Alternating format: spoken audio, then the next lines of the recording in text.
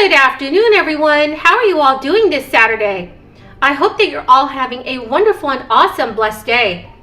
This is your daily news report and fourth stimulus check update. Soon, you may be able to receive a new stimulus payment if you meet certain requirements. There are a few ways to make sure that you will receive another stimulus check. New data shows that ending unemployment benefits early did not help U.S. states very much. New data shows that ending unemployment benefits early did not help the U.S. The 5 winners of this week's Amazon gift card giveaway are Lori Dimer, Powerful Mind 78, Summer Wade Paul, Patricia Lewis, and Jan Phillips. Congratulations to all 5 of you. To claim your gift card, please make sure to respond to my comment. Also, next Friday, I will be giving away Walmart gift cards. To enter that giveaway, all you have to do is subscribe to my channel, leave a comment below, and also like this video. Thank you so much, everyone. States that ended crisis-era unemployment programs this summer saw modest job gains, but not enough to offset the reduction in spending that the early termination had caused. 1 in 8 U.S. workers who lost some or all of their benefits in the 19 states that ended the unemployment programs in June found a new job by August 6. And this is according to new research by a team of economists who analyzed banking data of more than 18,000 low-income workers who did receive benefits.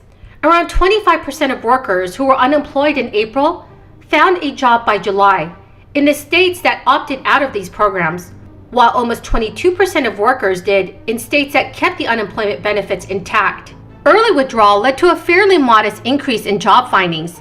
Arindajit Dubey, an economics professor at the University of Massachusetts Amherst and one of the authors of the paper, had told Yahoo Money. This also led to a very sharp reduction in overall income. The 19 U.S. states that canceled the benefits in June saw a $4 billion reduction in federal unemployment payments and a $2 billion drop in consumer spending. At the same time, only $270 million in new earnings came in, representing just 7% of the unemployment benefits that were lost. 26 U.S. states cut off the extra $300 in weekly benefits this past summer, right before the federal expiration date, while 22 also canceled the unemployment assistance and emergency unemployment compensation programs. Many of those governors blamed the unemployment programs, specifically the extra $300 of weekly benefits, for their labor shortages. But overall, the early cancellation of the $300 boost did not lead to too much of job gains in those states. Most of the unemployed workers who found jobs were already on the program. For workers like contractors and freelancers who do not normally qualify for the regular unemployment insurance and the program that provides extra weeks of benefits. So everyone, do you think the extra $300 federal unemployment benefits should continue to be provided to unemployed workers? Some of you are definitely going to receive another stimulus check for at least $1,400, and as long as you meet a few important requirements. There is likely going to be an income threshold.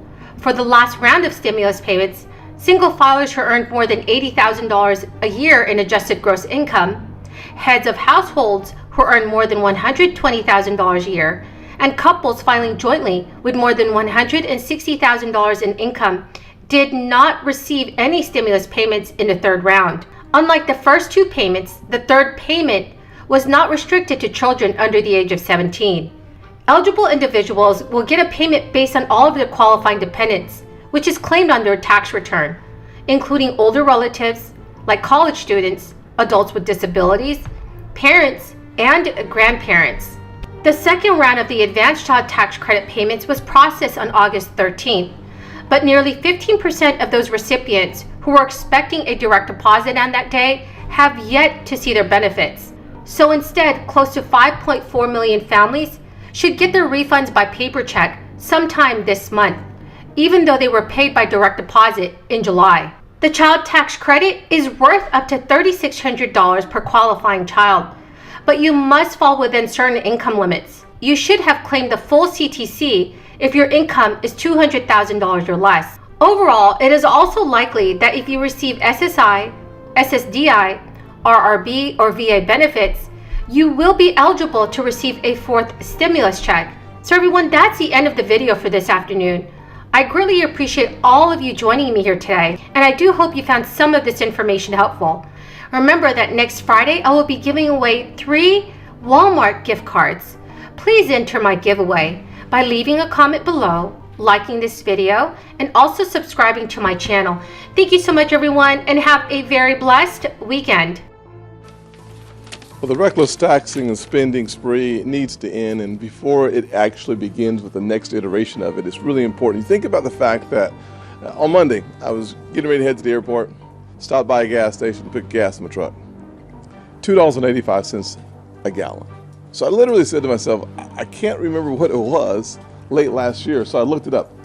Same gas station, Sproul Avenue, North Charleston, $1.99 a gallon last fall. Today, $2.85. Senator McConnell said it's so important. Literally during the midst of the pandemic, since then, Americans have seen a 3.5% increase in their wages, but inflation at 5.4% is an actual reduction in the take-home pay of everyday Americans. How do we see that? Well, we see that inflationary effect. Rental cars, 87% increase year on year. Used cars, 45%. Gas nationally, 45%.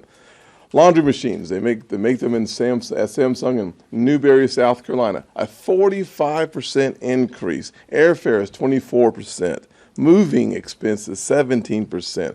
Hotels, 16%. Furniture, 8%. Bacon, God knows we love bacon even in our pizza, 8.4%. TV, 7%. Fruit, 7%. Shoes, 6%. Literally, the staples of American life are increasing exponentially. And that's before the inflationary effect of this next COVID, so to speak, relief package. If you listen to Larry Summers, as Lindsay said, you'd come to the conclusion that common sense ain't so common anymore. People keep asking us on this package, why can't you find common ground? Because there's no common sense. You got to have common sense to find common ground. John Thune. The bacon thing got me. Thanks, Lindsay. Well, what we're talking about here is the largest expansion of government, the largest expansion in spending, and the largest tax increase literally in the history of the country. And it's not going to be temporary. We all know how this works. Ronald Reagan once said, and I'm paraphrasing here, that the closest thing to immortality on this planet is a government program. Once this spending is locked in, it's going to be there permanently. And that is the vision that the Democrats have.